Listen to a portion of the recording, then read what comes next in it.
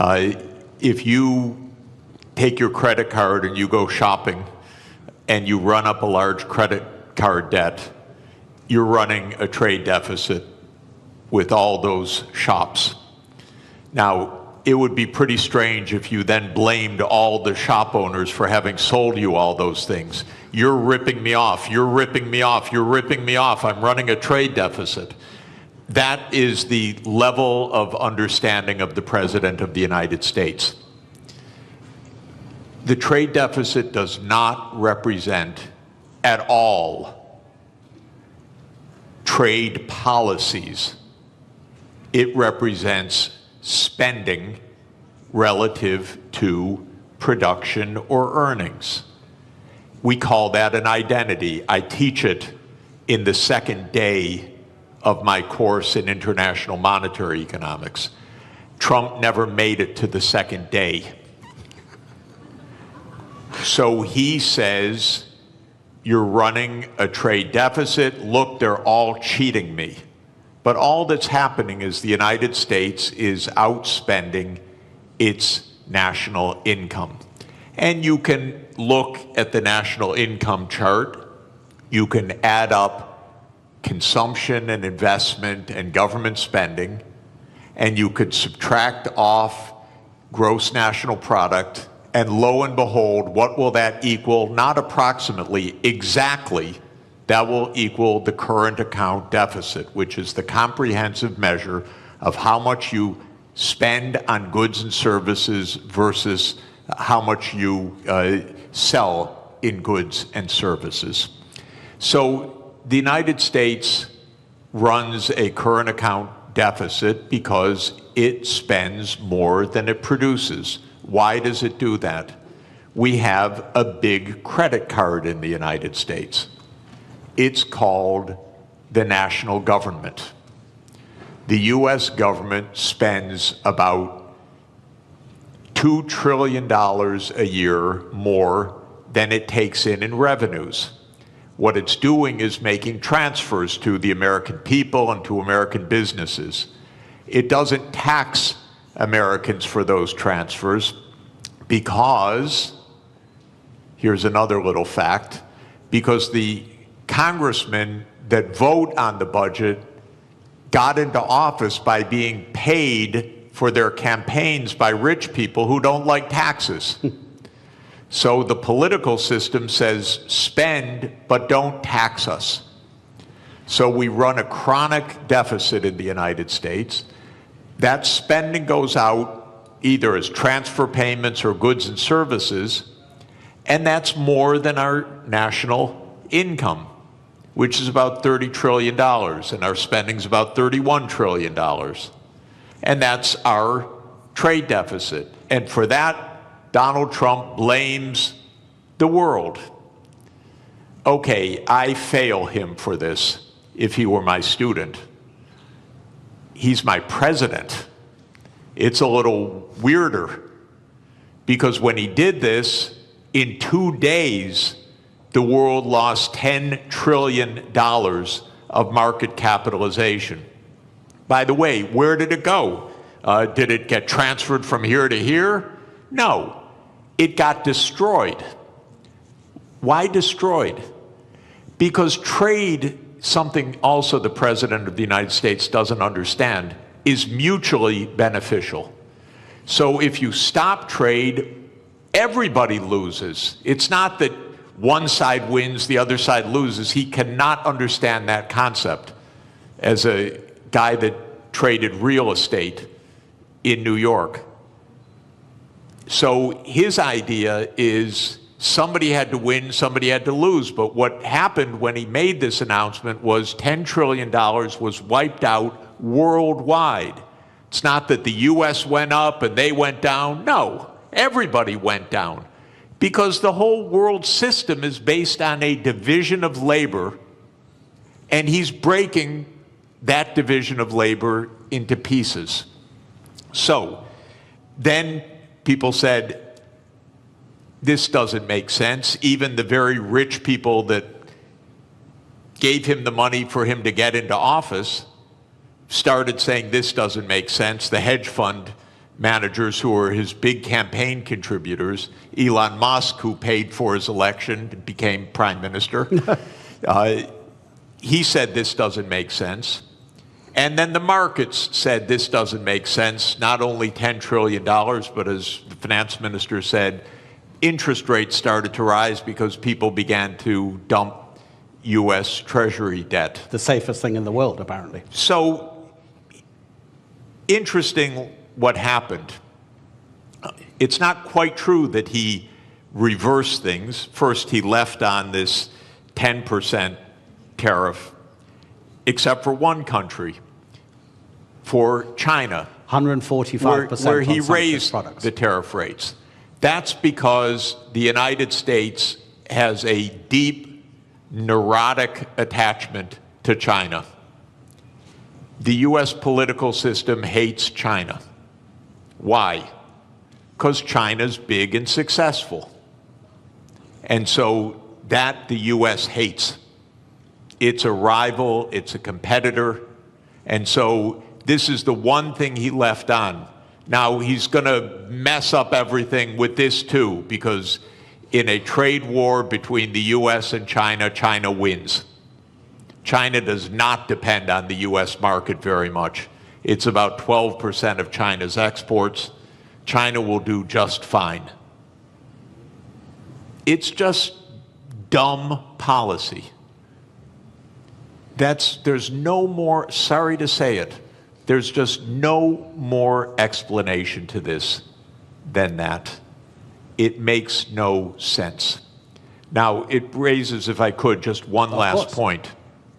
How can this happen when it makes no sense?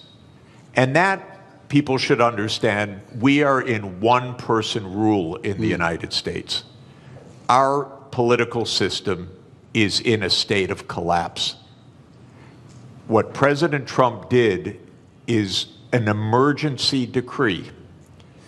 Everything he does is an emergency decree. Literally, you can go on to whitehouse.gov and then follow the menu to executive decrees.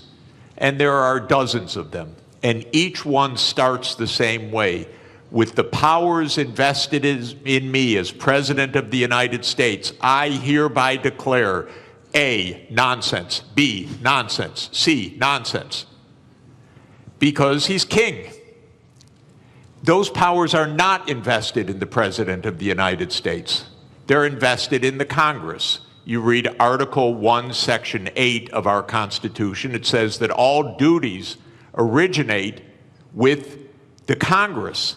And specifically in the lower house, all legislation has to start in the House of Representatives. But the U.S., starting in 1945 after World War II, became a military state to a large extent. And so it sprinkled in its legislation emergency, emergency, emergency. And Trump doesn't have to prove anything's an emergency, he just has to say something's an emergency. So suddenly the trade deficit became an emergency, and on that basis he issues a one-person rule. Even his aides don't know what he's doing. You raise one final interesting issue, which is that the market recovered about $4 trillion when he reversed. Anyone who knew that 5 minutes before made billions. This is not the cleanest government in the world, I can tell you. I'd be hugely surprised if some people didn't know just a bit ahead of time, starting with members of the U.S. Congress, by the way. Look, we'll get into the more general issues about protectionism and the end of globalization, question mark, in a minute. But I think what's happening and the directives coming from the White House is such a perfect example of what this panel is about. I'd just like to stay on this just for a few more minutes. Minister, is protectionism always a short-term aim And does it always come at the expense of the longer-term gain? Donald Trump hasn't said it in public, but apparently in private, during his first term, he was asked about the problem of the US national debt. And his answer was, I don't care because I'll be dead by the time it's a problem. And apparently that's also his approach to the climate crisis. So is this protectionism coming from the White House a short-term fix which is going to hurt America in the longer term in terms of how it grows? It's not a fix. It's apparently a quick fix, but it's fundamentally flawed, as Professor has very clearly stated. Look, protectionism is nothing new. If you look at post-global financial crisis, the number of annual trade restrictions have gone up dramatically. In fact, like last year, there were over 3,200 trade restrictions. That is almost 11 times higher than what it was pre-global financial crisis. So this has been a trend, but what we have seen over the past week or two is clearly a new level. This goes beyond some protectionist measures, trade restrictions. This goes into something, an all-out trade war. So that's really worrisome, because if you go back, again, if you look at 20 years to global financial crisis, global annual trade growth was 2 times world real GDP growth rate. So in a way, trade was the engine of growth. Mm-hmm. Now that engine has been slow. So if you look at post-global financial crisis, global trade growth barely kept up with real GDP, global GDP growth. So that's no longer really one of the kind of like a strong engine. But I think the way things are now, if current state of affairs is sustained, we may end up actually protectionism dragging global growth. It is not only growth, it's really, there are many, additional fallouts from this type of policies. Absolutely, yeah. Yeah. So the answer to your question, this is not a fix. This is a fundamentally flawed, policy perspective. Obviously, countries have choice. They always have a choice. But we would rather, see world moving back to rule-based, multilateral framework, where everyone benefits. I think I agree with Professor. Over 1 billion people since 1990s have been lifted out of poverty, predominantly in Asia. I'm talking about absolute poverty here. And that's largely thanks to, trade and growth associated with that trade. So it is worrisome that we are now experimenting policies that may actually reverse some of these gains, which I think were very important. 1 billion people out of absolute poverty cannot be underestimated. It's quite significant. Now, admittedly, trade do cause geographic dislocations, but the solution is not protectionism. The solution lies more internal sound policies, structural remedies, but also you can deploy tax policy incentives and other things to address, dislocations in regions caused by, global trade openness. So it's not a level, but protectionism will create more inequalities. It will create bigger problems.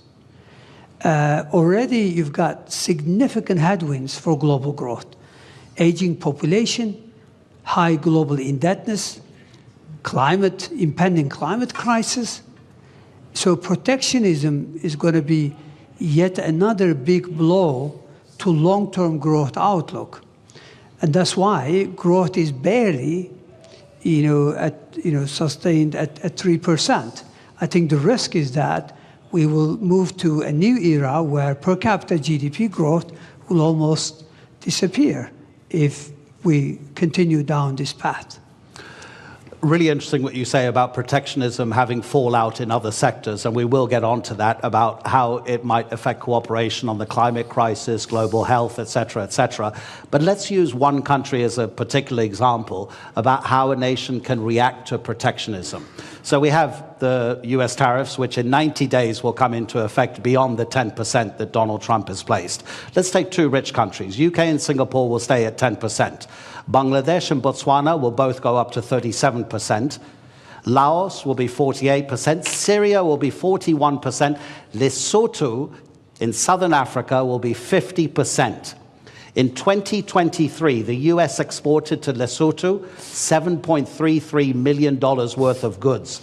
Lesotho in that same year exported to the United States $228 million. The US GDP per capita in 2023 was $82,800 per person. In Lesotho, it was $916. Gentlemen, how does a country like Lesotho deal with the protectionism coming from the US? Minister? Well, look, protectionism is an external shock, meaning it's not a decision by, the counterparty. It's essentially, so how do you deal with it?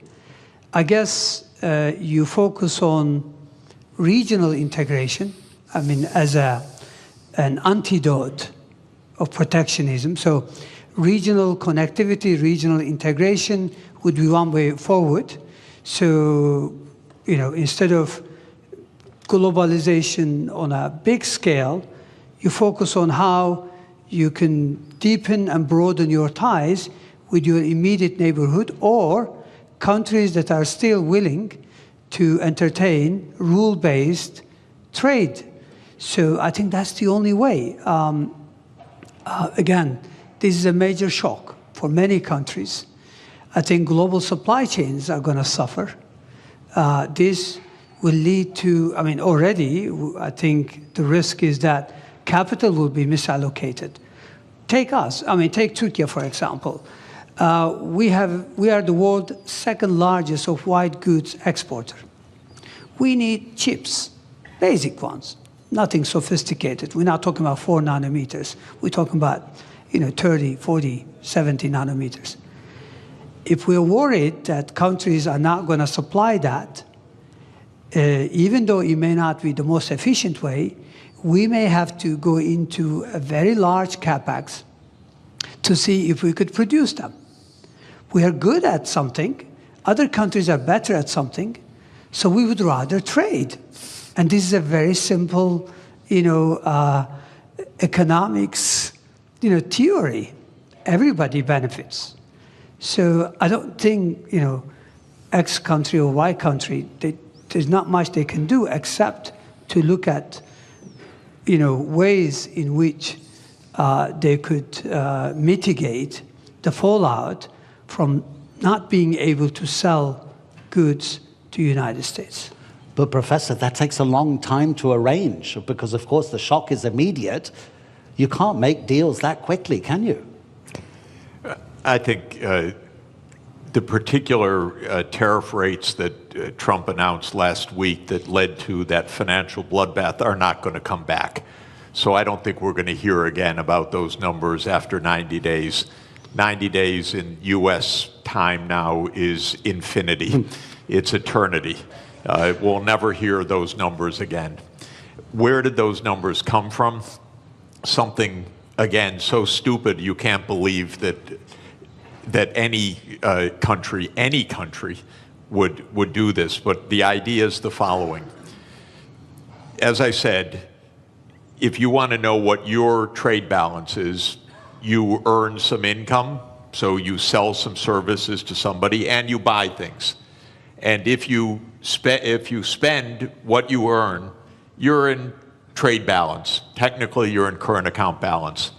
Now, most of us, I work for one employer, my university. So I run a big trade surplus with my university, and then I run a pretty big trade deficit with the grocery store that we buy our groceries from, and if I have to buy shoes, I run a trade deficit with the shoe store, and so forth.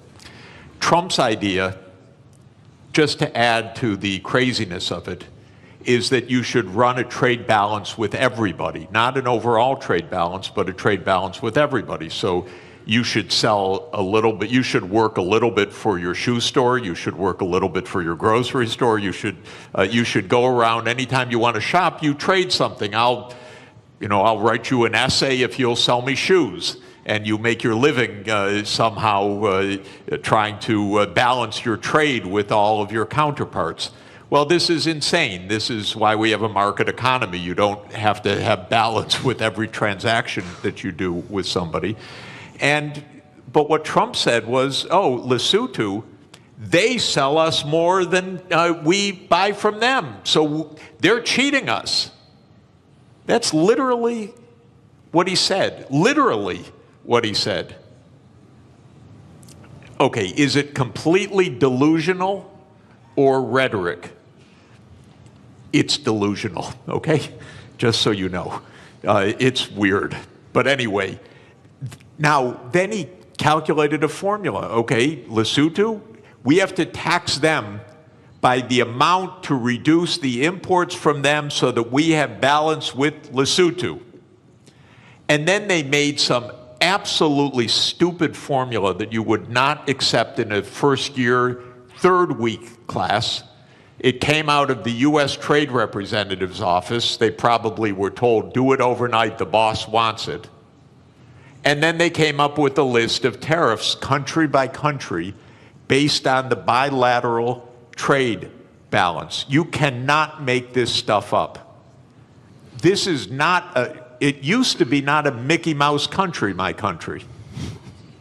But this is Mickey Mouse. This is not, and I apologize to Mickey Mouse.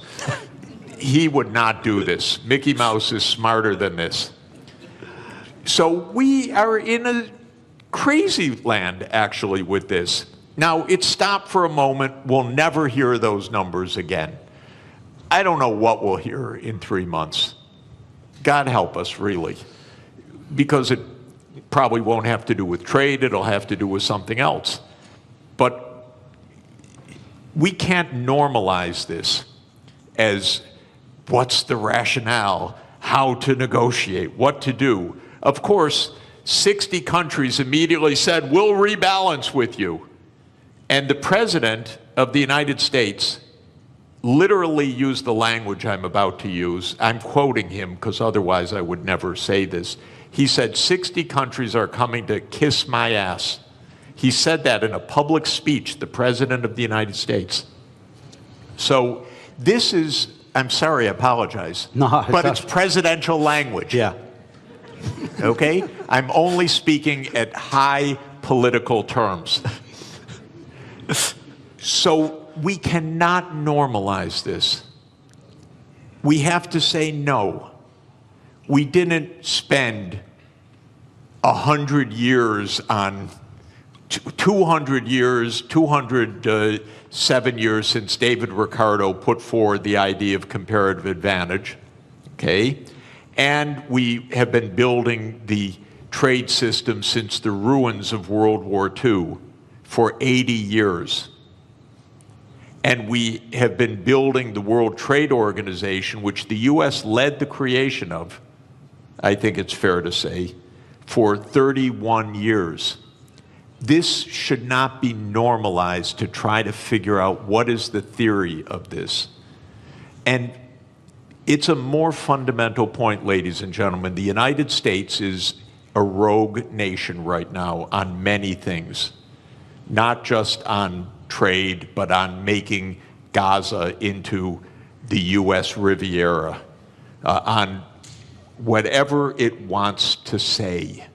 It's a little bit of a rogue nation. For the world to hold together, the rest of the world has to say, we're not going down crazy lane. We're going to be responsible. We're going to go to the UN. We're going to go to the World Trade Organization. We're not going to get into this downward spiral. Because if we normalize craziness, there is no way out. You mentioned Mickey Mouse, but there's a kind of a theme here from Bloomberg, the news agency. These are its headlines in the morning and the afternoon of Tuesday, Wednesday, and Thursday. Tuesday morning, this is madness. In the afternoon, a clown show.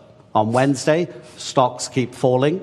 In the afternoon, could have been worse. Thursday morning, assessing the damage. Thursday afternoon, Trump blinks.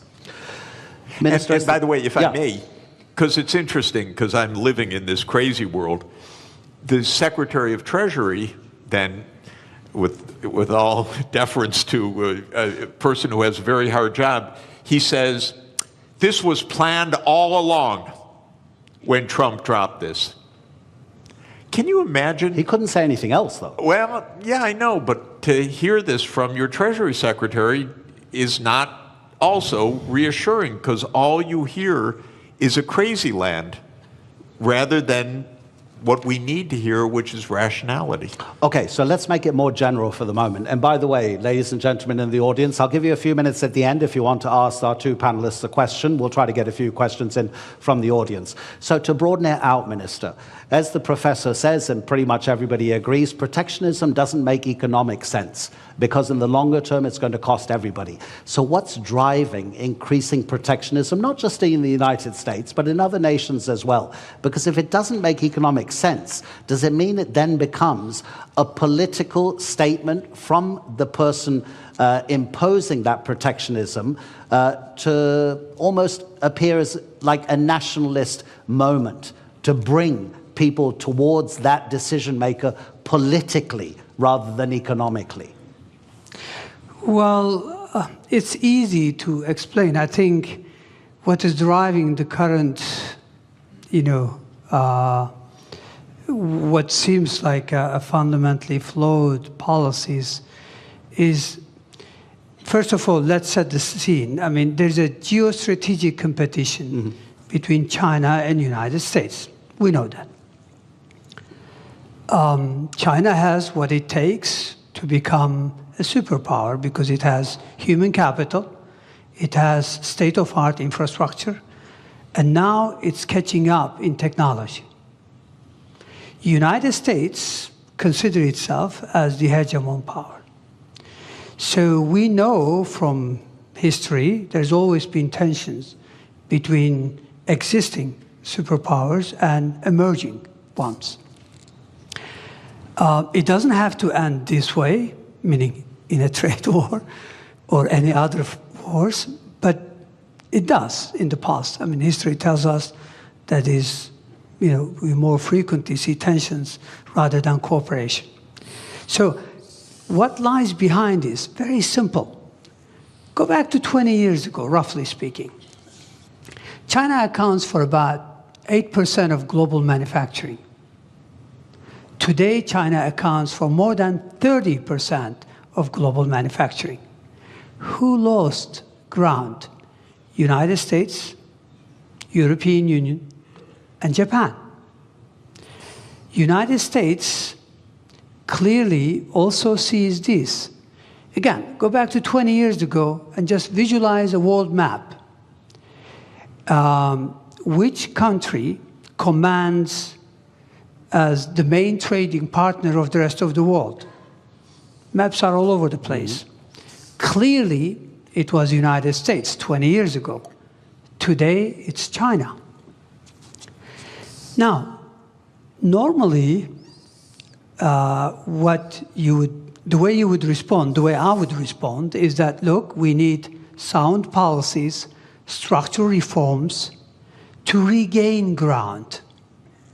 Instead, it looks like this rivalry, combined with lack of, obviously, clear understanding, is that it leads you to go after quick fixes.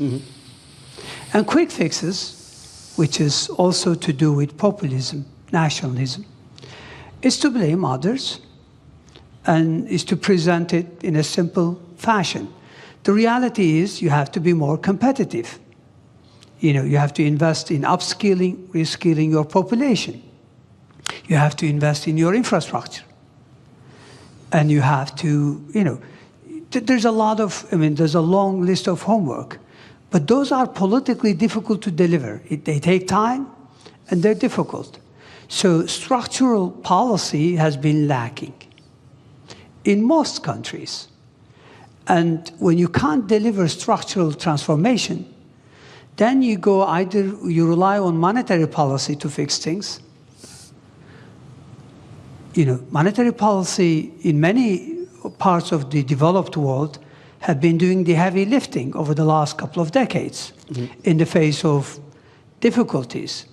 So my point here is that I think we know what drives it is losing ground. But how do you regain ground? Again, the sophisticated way would be to do the right thing and deliver on reforms. The easy way would be to blame everyone else and come up with high tariffs as a fix. Let's see. Okay, so protectionism is also not helping your friends to concentrate more on yourself rather than the outside world. We know that the drastic cuts to USAID, the Agency for International Development, has already or is going to cost lives. Myanmar's recent earthquake, the Americans have been for decades maybe the most important first responder, sending hundreds of rescue workers. They sent 3 administrators. They didn't send a single rescue worker. They laid off recently some people working for the federal government on the US nuclear program. They realized very quickly within a couple of days that it was actually a national security issue, so they were told to come back to their office. The office said, sorry, they've been excluded from their federal emails, so we can't get in touch with them. So they couldn't re-employ them.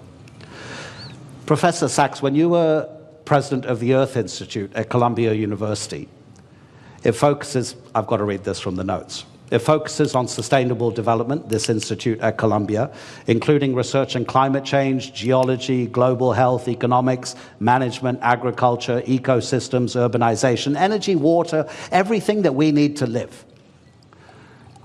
So how does protectionism affect these kinds of relationships between one country and another country? Yeah, It's actually deglobalization. I want to answer that by continuing on with the brilliant explanation that the minister just gave about the hard stuff and the easy stuff. Yeah. So just to say, in American politics, the swing states in the presidential elections in the last 3 elections in particular have been the Midwestern states. So those are states like Michigan, Indiana, Illinois, Ohio, Pennsylvania, Wisconsin, Minnesota. These are states that can go either way. And those states did suffer a decline of employment in manufacturing, not only or even mainly because of trade, but also heavily because of automation over the last 40 years. I come from Detroit, which is Motor City, used to be, and I used to go when young on school field trips to see the assembly lines, and there were actually workers on the assembly line. But now if you go to an automotive plant, it's all robots, very, very few people inside. That's not because the jobs went overseas. In that case, that's because the assembly line itself became an automated phenomenon. So Trump is giving an answer to those swing states. It's China's fault. It's Mexico's fault. It's Lesotho's fault. What the minister said is really important, that when he said that trade benefits the economy, but it could hurt some sectors. And what you do is not stop the trade, but you make sure that you pull everyone along, maybe in a regional policy, or maybe in job reskilling, or maybe in some other kind of public investment or education policy. Here's where the US really failed over the last 40 years. We let the inequalities widen and widen, partly because of automation, partly because jobs did go overseas, but for the right reason. They had comparative advantage in those jobs. Skilled people got better and better salaries. Lower skilled people had their living standards fall.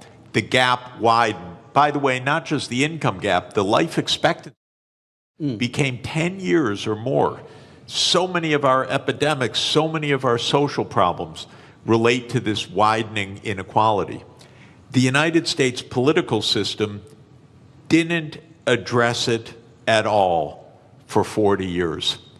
And that comes to what I mentioned, the corruption of the political system. When candidates of both political parties are paid by rich donors for their reelection campaigns, and both parties then become the agents of tax cuts and no really addressing the social conditions, you end up with a Donald Trump coming in and selling a pseudo explanation, it's all China, and selling a pseudo remedy, a trade war.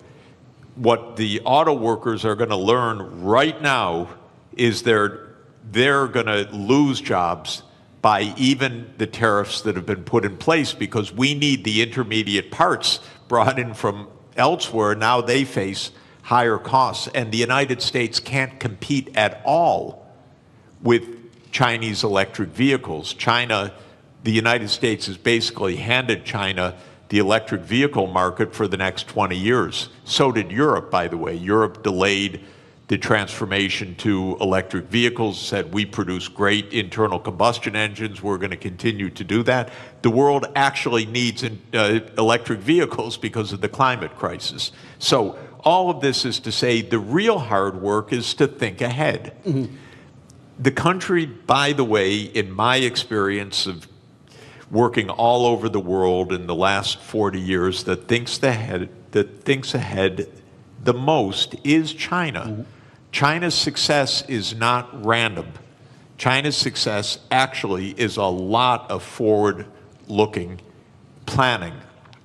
In 2014, China issued a document called Made in China 2025. And it wasn't a protectionist policy, it was we need to invest in the technology so we can be at the forefront. I think in 8 of the 10 sectors that were identified there, China succeeded in reaching the forefront. In 2017, China made a plan for artificial intelligence. This is already 8 years ago. DeepSeek didn't just come out of nowhere, it came out of a long-term strategy. So this is hard work that actually pays off. This is what every government should do. This is what every country should do, is look ahead. Now, you mentioned very interesting idea. We got a president who doesn't understand and maybe doesn't care about the future in the same way. But just to say, the biggest issue on the planet should be the climate crisis, not all the things we're endlessly talking about. And every part of the world is going to suffer terribly by what has been built in terrible, very dangerous climate change. It's out of the headlines. But, you know, I had a very difficult job. I was the director of an institute with 300 climate scientists for 14 years, some of the world's leading climate scientists.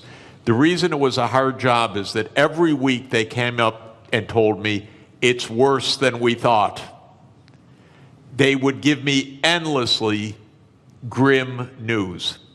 And the lead climate scientist at Columbia University is a man named James Hansen, who I regard as the world's leading climate scientist. And he produced a study in January that said it's much worse than we have thought.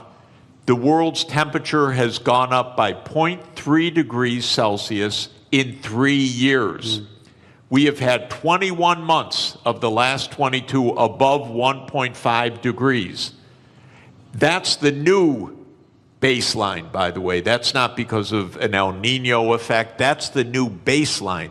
We already blew the limit that we set 10 years ago in Paris that we said we would not exceed. We're already above it. And what Hansen says is we're rising at an accelerating rate.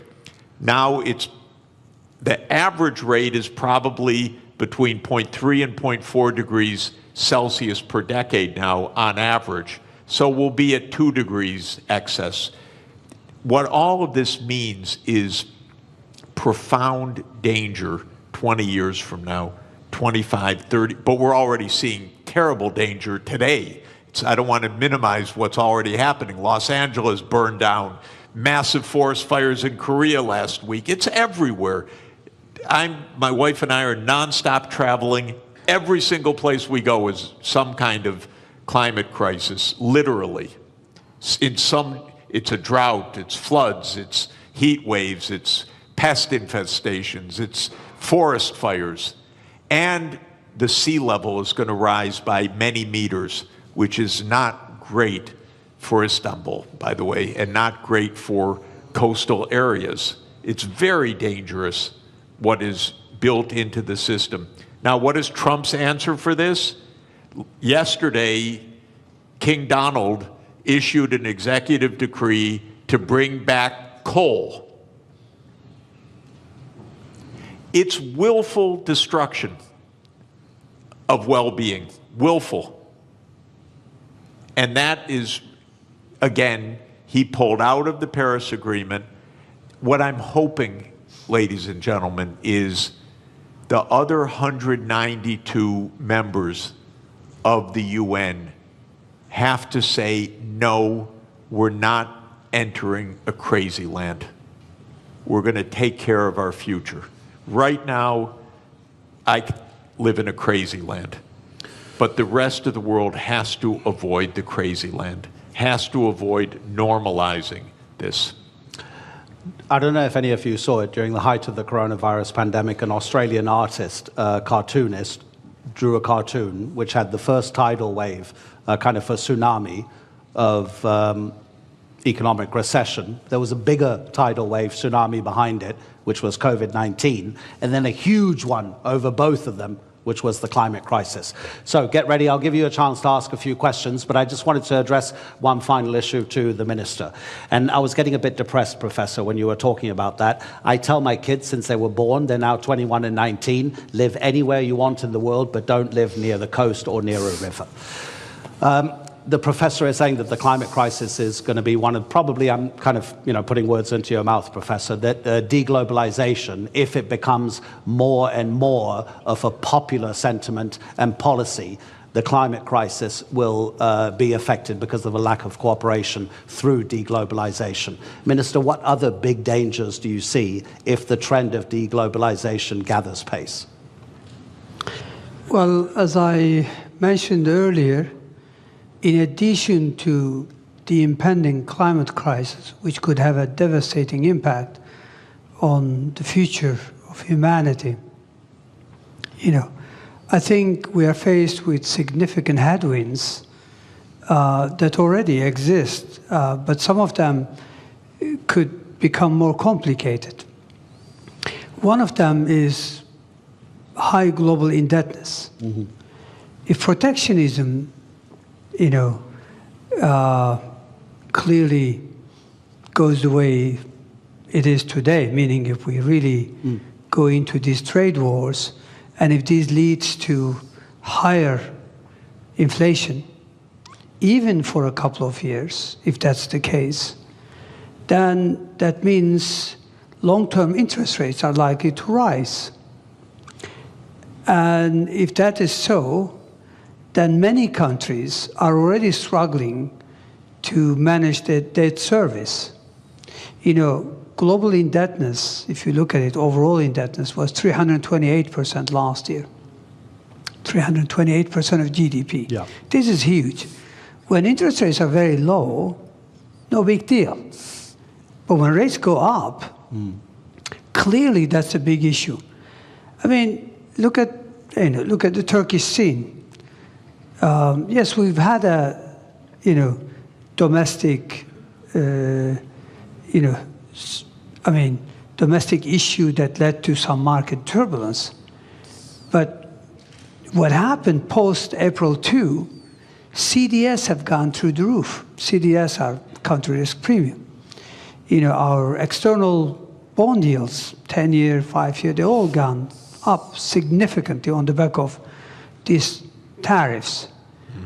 I think there are already many countries, according to UN, that pay more on interest on debt than what they are able to earmark for education and healthcare combined. So I think we already have issues such as indebtedness that the current trend could exacerbate. I mean, aging population already could create huge constraints on public finances going forward. So those are some of the additional headwinds that exist that could actually serve as speed limit or a drag on growth. So I think the world, and I agree with Professor that the world has to, rather than going down this path, we need to cooperate more.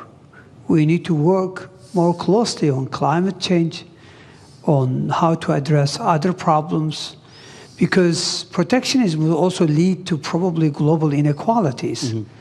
If you don't allow AI chips to be freely available to everyone, clearly that's a big issue, because then many countries will be left behind in terms of tapping this AI that has immense potential to boost productivity. Protectionism is not limited to trade of goods and service. It's now associated with financial flows, with diffusion of technologies through FDI. So clearly, I think we'll be worse off unless we cooperate, unless we return to multilateralism.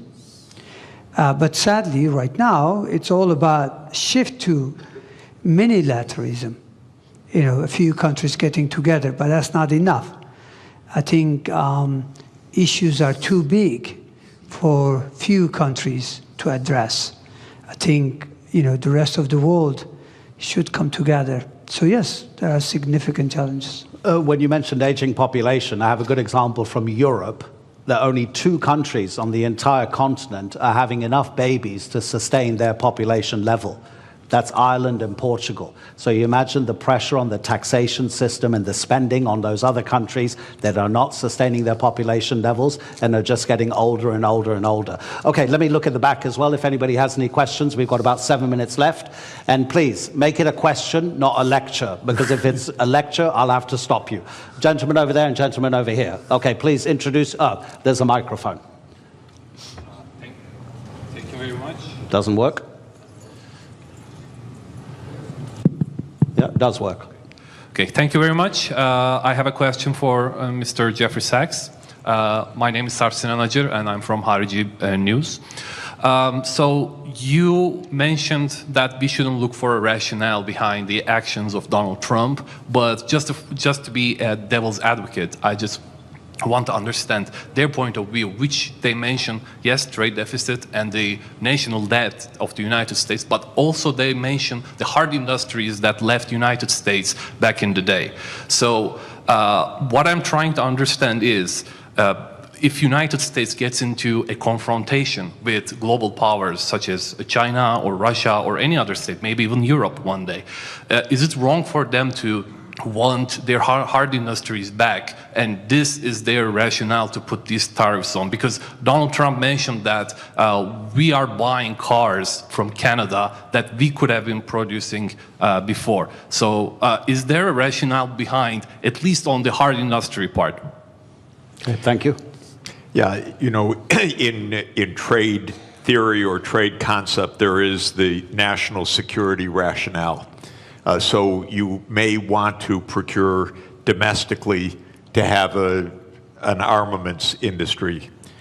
That's quite different from imposing tariffs on 150 countries in a completely arbitrary way. In fact, the right policy might be local procurement from domestic industry that has nothing to do with trade policy at all. So that is not an argument for what he's doing. But I would add one more point. We don't need an arms race, and we don't need a war. Actually, diplomacy is really cheap compared to war. That's why we're at the Antalya Diplomacy Forum, not the Antalya Military Forum. So if Trump really wanted to save some money, we have almost 800 overseas military bases in 80 countries. This is crazy. So if he wanted to save money and close the budget deficit, I would close hundreds and hundreds of military bases and leave all these countries at peace, because wherever there's an American military base, there's a big headache, believe me.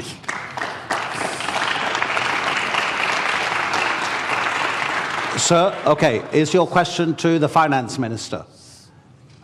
Is your question to the finance minister or to the professor? Because I want to even things up. I would come back to you if it was for the professor, but if you, okay, let's address it to the finance minister.